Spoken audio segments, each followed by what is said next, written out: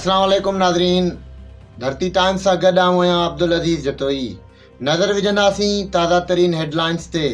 सांगड़ खां महेश मेराज जी ख़बर शामिल कंदासीं। सांगड़ में तबलीगी इज्तिमा की शुरुआत थी चुकी है। DHO सांगड़ ऐं PPHI पारां मेडिकल कैंपूं क़ाइम। हेल्थ डिपार्टमेंट कंहिं भी इमरजेंसी के मुंहुं ॾियण लाइ तैयार। ऐं सिक्योरिटी के हवाले खां बि सांगड़ पुलिस मुख़्तलिफ़ ज़िलनि खां पहुतल पुलिस लाइ हाई अलर्ट। समूरे मुल्क खां आयल दीनी आलमन ऐं मोज़िज़ अवामी प्रेस क्लब सांगड़ पारां खुशामदीद कयो वियो। वॾे अंग में आवाम जी शिरकत। इज्तिमा 3 ॾींहंनि ताईं जारी रहंदो। सभिनी मुसलमान भाइरनि खे दावत ॾिजे थी। उन मौक़े ते SSP सांगड़ बशीर अहमद बिरोही सिक्योरिटी जो जाइज़ो वरितो ऐं पुलिस जे कारकर्दगी खे साराहियो। ऐं नवाब शाह ऐं जा तमाम रोड बंद। साईं ही पंहिंजे सांगड़ ज़िले में एॾो वॾो इज्तिमा थी रहियो आहे, तबलीगी इज्तिमा।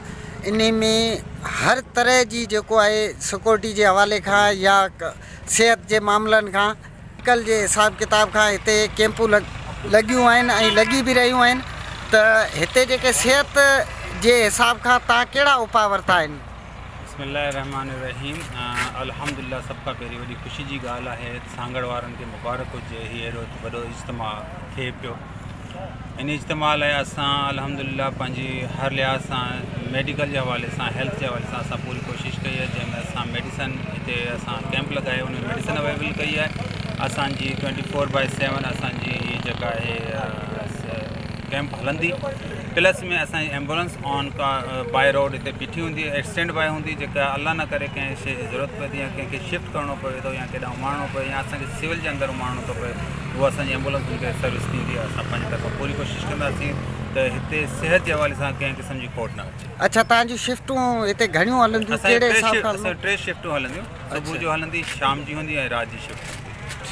उनमें माशाल्लाह सां असां मेडिकल ऑफिसर, डिस्पेंसर, चौकीदार, ॿिया असां पाण हूंदासीं, चक्कर लॻाईंदा रहंदासीं। सिविल अस्पताल सांगड़ जी इंतज़ामिया DHO डिस्ट्रिक्ट हेल्थ ऑफिस, जेका सम्झो त पूरे डिस्ट्रिक्ट जे मथां डिस्ट्रिक्ट हेल्थ ऑफिस जे तरफ़ां इहो इंतज़ाम कयो वियो आहे। प्लस PPHI सांगड़ जी तरफ़ां इहो गॾु आहे। असां ॿिन्हिनि जो कोऑर्डिनेशन आहे ॿिन्हिनि ग्रुप।